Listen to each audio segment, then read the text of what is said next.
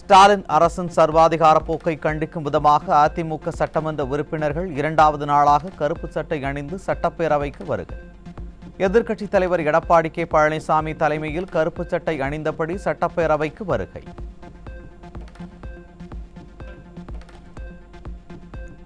தமிழ் ஆர்வலரும் மிகச்சிறந்த இலக்கியவாதியுமான குமரி அனந்தன் மறைவிற்கு அதிமுக பொதுச் செயலாளரும் முன்னாள் முதலமைச்சருமான எடப்பாடி கே பழனிசாமி இரங்கல். பாசமிகு தந்தையாரை இழந்து சொல்லன்னா துயரில் வாடும் அன்பு சகோதரி தமிழிசை சவுந்தரராஜனுக்கும் அவர்தம் குடும்பத்தாருக்கும் கழக பொதுச் செயலாளர் ஆழ்ந்த இரங்கலையும் வருத்தங்களையும் தெரிவித்துள்ளார். தமிழ் ஆர்வலரும் மிகச்சிறந்த இலக்கியவாதியுமான மறைந்த குமரி அனந்தன் உடலுக்கு அதிமுக பொதுச் செயலாளர் அஞ்சலி. மறைந்த குமரி அனந்தன் மிகவும் எளிமையானவர், எளிமையானவர்களோடு பழகக்கூடியவர் என கழக பொதுச் செயலாளர் புகழாரம்.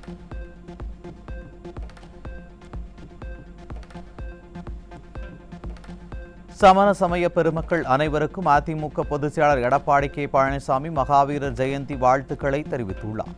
பகவான் மகாவீரர் அவர்கள் இளமையிலேயே தனது சுக வாழ்க்கையை துறந்து இயற்கை சக்திகளோடு தமது வாழ்க்கை நெறிமுறைகளை இணைத்து பற்றற்ற நிலையை கடைபிடித்து வாழ்ந்தவர் என புகழாரம் சூட்டியுள்ளார்.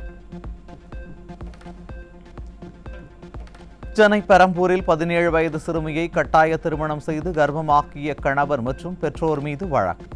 தலைநகர் சென்னையிலேயே குழந்தை திருமணங்கள் நடைபெறும் அளவிற்கு திராவிட மாடல் ஆட்சியில் தமிழகம் பின்னடைவை சந்தித்திருப்பதாக மக்கள் வேதனை. கோவை மாவட்டம் மேட்டுப்பாளையம் அருகே 9 வயது சிறுமிக்கு பாலியல் தொல்லை கொடுத்த முதியவர் போக்சோவில் சிக்கினார். நிர்வாக திறனற்ற ஸ்டாலின் ஆட்சியில் நாள்தோறும் அரங்கேறும் சிறுமிகளுக்கு எதிரான குற்றங்களால் பெற்றோர்கள் வேதனை. சென்னை அண்ணாநகர் டவர் பூங்கா அருகே ஆண் நண்பருடன் நடைபயிற்சி சென்ற இளம்பெண்ணுக்கு பாலியல் தொல்லை. ஸ்டாலின் ஆட்சியில் தலைநகர் சென்னையிலேயே பெண்கள் நடமாட முடியாத சூழல் இருப்பதாக மக்கள் வேதனை. திருவள்ளூர் மாவட்டம் செங்குன்றத்தில் வீட்டில் தனியாக இருந்த 75 வயது மூதாட்டியை மிரட்டி பாலியல் வன்கொடுமை நடந்த கொடூரம். எதிர்க்கட்சித் தலைவர் சொல்வது போல திமுக ஆட்சியில் சிறுமிகள் முதல் மூதாட்டிகள் வரை யாருக்கும் பாதுகாப்பு இல்லை என பெண்கள் வேதனை. அரியலூர் மாவட்டம் ஜெயங்கொண்டம் அருகே மனவளர்ச்சி குன்றிய 35 வயதுள்ள பெண்ணுக்கு பாலியல் வன்கொடுமை நடந்த கொடூரம். ஸ்டாலின் ஆட்சியில் பெண்களுக்கு பாதுகாப்பே இல்லை என்கிற சூழல் உருவாகியுள்ளது. சேலம் மாவட்டம் ஆத்தூர் அருகே 8ஆம் வகுப்பு மாணவிக்கு பாலியல் தொல்லை கொடுத்த 60 வயது முதியவர் போக்சோவில் சிக்கினார். அப்பா என தனக்குத்தானே பட்டம் சூட்டிக்கொண்டு விளம்பரம் செய்யும் திராவிட மாடல் முதல் பெண் குழந்தைகளை பாதுகாக்க எந்த நடவடிக்கையும் எடுக்கவில்லை என மக்கள் வேதனை.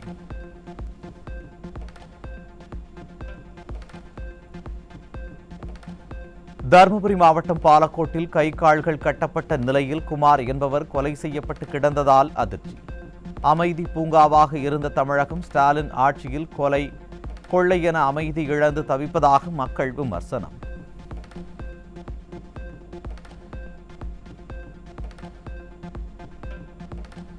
திண்டுக்கல் மாவட்டம் பழனி அருகே குடும்ப தகராறில் மாமனாரை கொலை செய்துவிட்டு தப்பிய மருமகன் சிக்கினார். ஸ்டாலின் ஆட்சியில் கொலை கொள்ளை நடைபெறாத நாளே இல்லை என மக்கள் விமர்சனம். சென்னை தண்டையார்பேட்டையில் மீனவர் முருகன் என்பவர் அடித்து கொலை செய்யப்பட்டதால் பரபரப்பு. சட்டம் ஒழுங்கு சந்தி சிரிக்கும் இந்த ஸ்டாலின் ஆட்சியில் யாருக்கும் பாதுகாப்பு இல்லை என மக்கள் வேதனை. திருச்சி மாவட்டம் லால்குடி அருகே இளைஞர்கள் இடையே ஏற்பட்ட தகராறில் நடத்தப்பட்ட துப்பாக்கிச் சூட்டில் ஒருவர் படுகாயம். கூலிப்படை கொலை கும்பல் படுகொலைகளை தொடர்ந்து தமிழகத்தில் துப்பாக்கி கலாச்சாரம் தலை தூக்கி இருப்பதால் மக்கள் அச்சம். தூத்துக்குடியில் கஞ்சா விற்பனையில் ஈடுபட்ட திமுக கவுன்சிலரின் மகன் உட்பட 4 பேர் சிக்கினர். தமிழகத்தில் போதைப் பொருள் புழக்கம் அதிகரிக்க காரணமே ஆளும் திமுகவினர்தான் என்பதை இச்சம்பவம் உறுதிப்படுத்தி இருப்பதாக மக்கள் குற்றச்சாட்டு.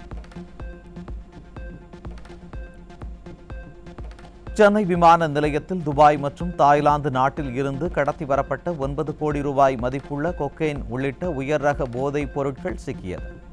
சென்னை விமான நிலையத்தில் தொடர்ந்து நடைபெறும் போதைப் பொருள் கடத்தல் சம்பவங்கள் ஸ்டாலின் ஆட்சியில் தமிழகம் போதை வியாபாரிகளின் கேந்திரமாக இருப்பதை உறுதிப்படுத்துகிறது.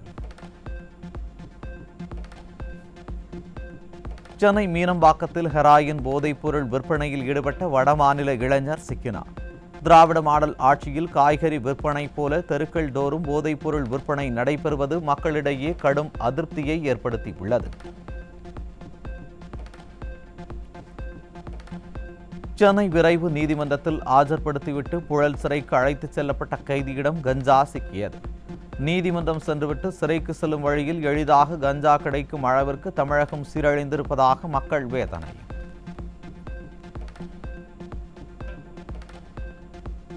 திருப்பூர் மாவட்டம் பல்லடம் அருகே கோவிலுக்குள் புகுந்து கஞ்சா போதையில் அட்டூழியம் செய்த பெண்ணால் பரபரப்பு.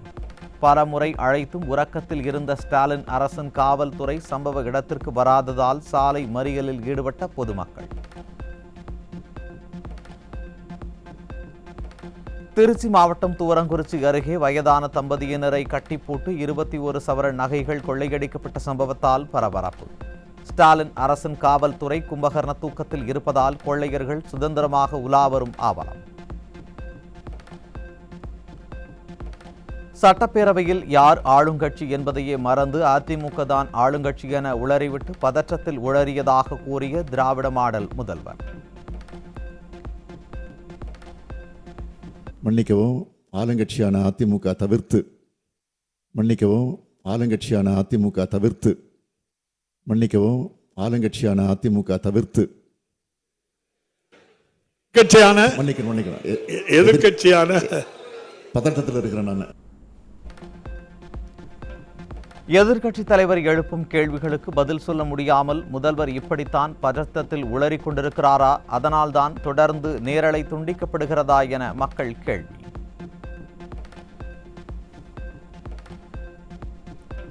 தமிழகத்தில் கடந்த 2 ஆண்டுகளில் 90,60,000 பேர் நாய்க்கடியால் பாதிக்கப்பட்டிருப்பதை ஒப்புக்கொண்ட திராவிட மாடல் சுகாதாரத்துறை அமைச்சர். நாய் தொல்லை பெரும் பிரச்சனையாக உருவெடுத்துள்ள நிலையில் நாய்களுக்கு கருத்தடை செய்வதற்காக ஒதுக்கப்படும் கோடிக்கணக்கான ரூபாய் நிதி என்ன ஆனது என மக்கள் கேள்வி.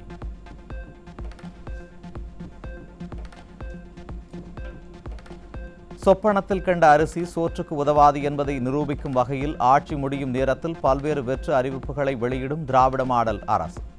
திமுக ஆட்சி 9 மாதங்கள் மட்டுமே உயிருள்ள நிலையில் டெல்டா மாவட்டங்களில் 399 கோடி ரூபாய் செலவில் 20 நெல் சேமிப்பு கூடங்களை கட்ட இருப்பதாக வெற்று அறிவிப்பை வெளியிட்டுள்ளது.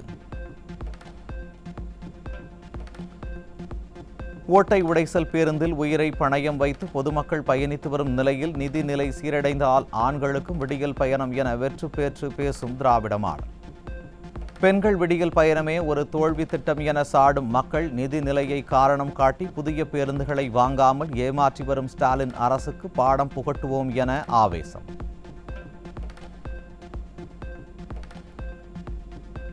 நெல்லை மாவட்டம் ஏர்வாடி அருகே இரு சமூகத்தினருக்கு இடையே பிரச்சனையை தூண்டும் வகையில் டிஜிட்டல் பதாகைகள் அமைக்கப்பட்டதால் பரபரப்பு. தமிழகத்தில் சாதி மத மோதல் இல்லை என திராவிட மாடல் முதல்வர் கூறி வரும் நிலையில் கள நிலவரம் முதல்வரின் கூற்றுக்கு மாறாக இருப்பது அம்பலம். திருநெல்வேலி மாவட்டத்தில் கர்ப்பிணிகளுக்கு வழங்கப்படும் ஊட்டச்சத்து பெட்டகத்தில் காலாவதியான பொருட்கள் இருந்ததால் கர்ப்பிணி பெண்கள் அதிர்ச்சி. கர்ப்பிணி பெண்களுக்கு கொடுக்கும் ஊட்டச்சத்து பெட்டகத்தில் கூட ஊழல் செய்யும் இந்த திராவிட மாடல் அரசு அதற்கான பலனை அனுபவிக்கும் என பொதுமக்கள் சாடல்.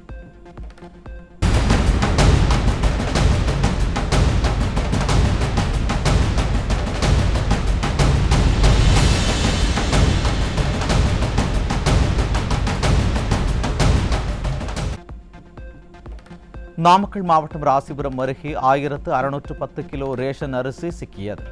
நிர்வாக திறனற்ற ஸ்டாலின் ஆட்சியில் ரேஷன் பொருள் கடத்தல் சம்பவம் அதிகரித்திருப்பதாகவும் ஏழை மக்கள் உண்ணும் உணவில் கூட ஊழல் நடப்பதாகவும் மக்கள் வேதனை. சென்னை மயிலாப்பூர் கபாலீஸ்வரர் கோவிலில் திருத்தேரோட்டம் தொடங்கியது. கபாலி கபாலி என்ற முழக்கத்துடன் ஆயிரக்கணக்கான பக்தர்கள் தேரை வடம் பிடித்து இழுத்து வழிபாடு.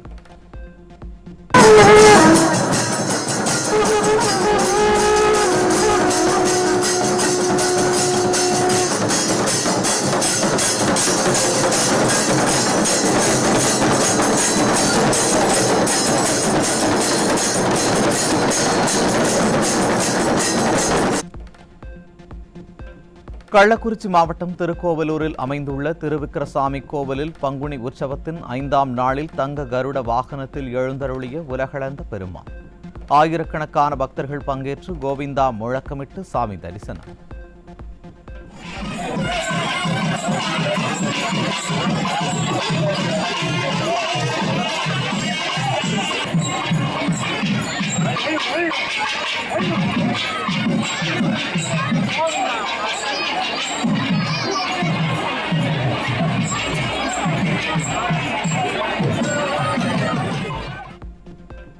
தமிழகத்தில் நிலவி வரும் கடும் வெப்பநிலை காரணமாக 1ஆம் வகுப்பு முதல் 8ஆம் வகுப்பு வரையிலான தேர்வுகள் பல்வேறு மாவட்டங்களில் மாற்றப்பட்டுள்ளது.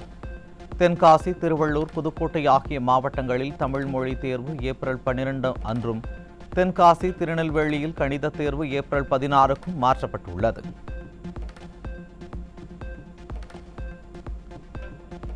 இன்ஸ்டாகிராமில் சிறார்களின் பாதுகாப்பை மேம்படுத்தும் விதமாக பல்வேறு மாற்றங்களை அறிமுகப்படுத்தியுள்ளது மெட்டா நிறுவனம்.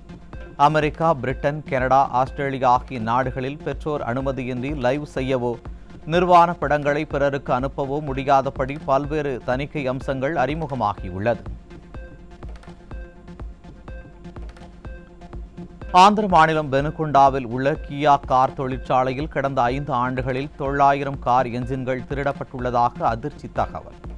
2020ஆம் ஆண்டு தொடங்கி தொடர்ச்சியாக நடைபெற்று வந்த இந்த திருட்டு குறித்து போலீசார் தீவிர விசாரணை. வடமேற்கு இந்தியாவில் கடுமையான வெப்பக்காற்று வீசியுள்ள நிலையில் குஜராத், ராஜஸ்தான், மகாராஷ்டிரா, மத்திய பிரதேசத்தில் உள்ள 27 இடங்களில் வெப்பநிலை 43 டிகிரி செல்சியஸை தாண்டியது. ஏப்ரல் 10 மற்றும் 11ஆம் தேதிக்கு பிறகு வெப்பக்காற்று குறைவடையும் என இந்திய வானிலை ஆய்வு மையம் தெரிவித்துள்ளது. பொதுத்துறை நிறுவனமான இந்திய எண்ணெய் நிறுவனம் ஒடிசாவில் 61,077 கோடி ரூபாய் முதலீட்டில் மிகப்பெரிய பெட்ரோகெமிக்கல் தொழிற்சாலை அமைக்க உள்ளதாக அறிவித்துள்ளது. தமிழகத்தில் இருந்து திமுக சார்பில் 39 பாராளுமன்ற உறுப்பினர்கள் இருந்தும் ஒரே ஒரு மத்திய பொதுத்துறை நிறுவனத்தை கூட தமிழகத்தில் இத்தனை பெரிய முதலீடு செய்ய வைக்க முடியவில்லை என மக்கள் விமர்சனம். ஆப்பிள் நிறுவனத்திற்கு உதிரி பாகங்கள் தயாரிக்கும் பாக்ஸ்கான் நிறுவனம் இந்தியாவின் தென் மாநிலங்களில் புதிய தொழிற்சாலையை உருவாக்க திட்டமிட்டிருப்பதாக தகவல். தமிழகத்தில் ஏற்கனவே பாக்ஸ்கான் தொழிற்சாலை இருக்கும் நிலையில் புதிய முதலீட்டை ஈர்க்க ஸ்டாலின் அரசு எந்த முனைப்பும் காட்டவில்லை என மக்கள் விமர்சனம். வங்கிகளின் குறுகிய கால கடனுக்கான ரெப்போ வட்டி விகிதம் 6.25% இருந்து 6% குறைக்கப்பட்டுள்ளது. ரெப்போ வட்டி விகிதம் 0.25% குறைக்கப்பட்டுள்ளதால் வீடு, வாகன கடனுக்கான வட்டி விகிதம் குறையக்கூடும் என எதிர்பார்ப்பு. நடப்பு IPL தொடரில் பஞ்சாப் அணிக்கு எதிரான போட்டியில் மீண்டும் தோல்வியை தழுவிய சென்னை அணி. 18 ரன்கள் வித்தியாசத்தில் பஞ்சாப் அணி அபார வெற்றி. நடப்பு IPL தொடரில் 23வது போட்டியில் குஜராத், ராஜஸ்தான் அணிகள் மோதுகின்றன. அகமதாபாத்தில் இன்று இரவு நடைபெறும் ஆட்டத்தில் குஜராத் அணியின் ஆதிக்கம் தொடருமா என ரசிகர்கள் எதிர்பார்ப்பு.